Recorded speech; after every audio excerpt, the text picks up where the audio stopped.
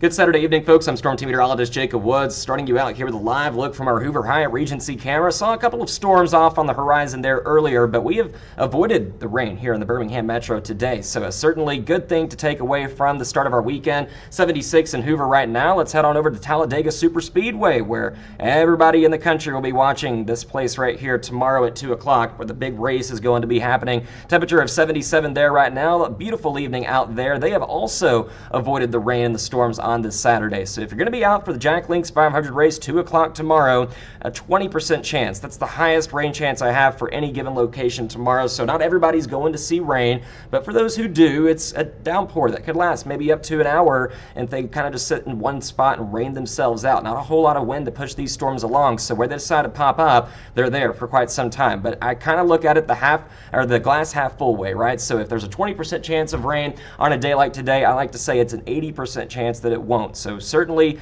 the odds are in our favor for a dry race tomorrow. Temperature of 82 there around 2 o'clock. But leading up to it, we'll still be in the 70s through 1 p.m. in the afternoon. And if there is any threat for rain, it would be in the noon to kind of 5, 6 p.m. time frame. So that afternoon and evening time frame over in Talladega. Live look from our storm team radar. You can tell any of those storms that were out there about 2 or 3 hours ago certainly starting to fall apart as we lose the heating of the day. That's the only energy that they really have to work with. So as soon as that sun falls, rain chances will fall as well for all locations. Temperatures in the 70s there by 8 o'clock, 70 there at 10 o'clock this evening. We'll actually be in the mid to upper 50s in a good bit of the region waking up tomorrow morning, but lower 60s are a better bet for places like here in town. So those showers and storms that are out there right now in the evening will start to dissipate there by around sundown, and then we'll stay dry tonight heading into Sunday morning. Should be dry going and coming back from church, but around 1, 2 o'clock, we'll see those first couple of showers and storms very isolated and fairly spread out. So widely scattered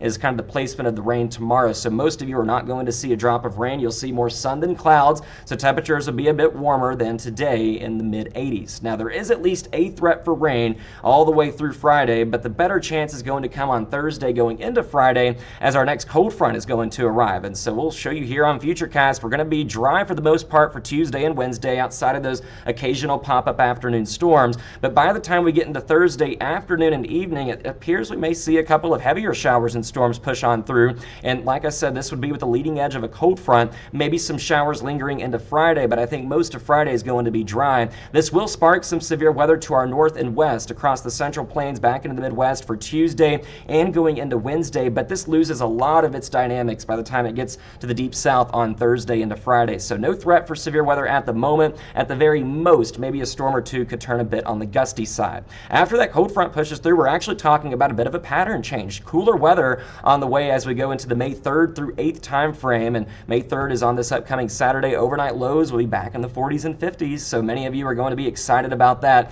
I know I certainly will. The average low is 55, so we've actually been spoiled over the last couple of weeks with many overnight lows in the 60s. Well, that's going away. If we take an extended look here into the 14-day outlook, of course, this is pulling from model data, so this is not our own personal forecast. A lot of this will fluctuate over the next several days, but it does show that general idea, the trend, that we will be getting the cooler weather back in here for those overnight lows as we go into the start of next week. And hey, if you get to the end of that, it's Mother's Day weekend, and that's typically our traditional cutoff to the storm season here, or at least the tornado season in central Alabama, but we can't completely write it off just yet. We certainly still have to get through this week and get through next week as well, but things are looking good, and the overall trend is that we should be in the clear, hopefully, from the tornado season throughout the rest of the spring. But of course, anything can change. Weather is always subject to change, but it is a good thing to kind of note as we're looking here over the next couple of weeks.